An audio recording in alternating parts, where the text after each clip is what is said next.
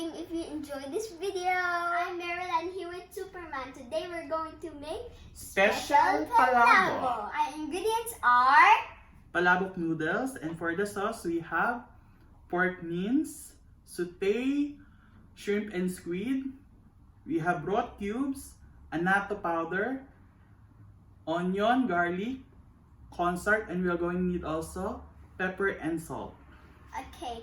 The 4 toppings we have fried tofu, toasted garlic, boiled shrimp, some smoked fish, some smoked fish, chicharon, boiled eggs, and onion leaves. Let's start cooking. First, we're going to put oil and butter in the pot. Next is garlic. Stir it and wait a little to make it light brown. And then onion.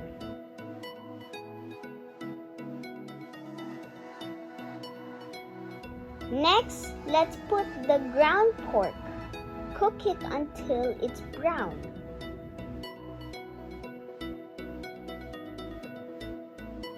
Put the sauté shrimp and squid, then stir.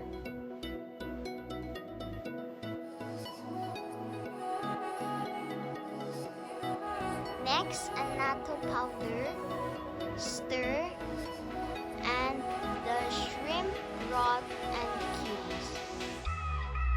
Just wait for a while.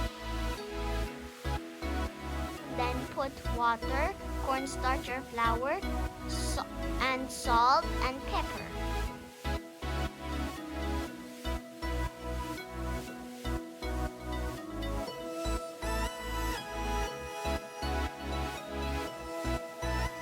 Check the consistency of the liquid. Then viola. Let's serve the special palabok. Hi, hello, I'm Superman. Achi. The ingredients here need are what's that? Pansit bihon. Pansit bihon. Yeah, pansit bihon. Pansit bihon. Special palabok.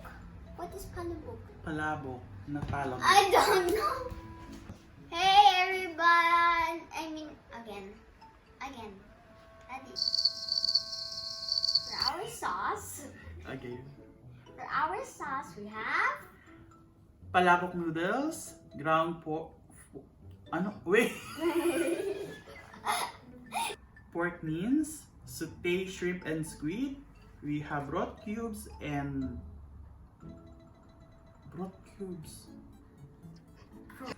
Okay.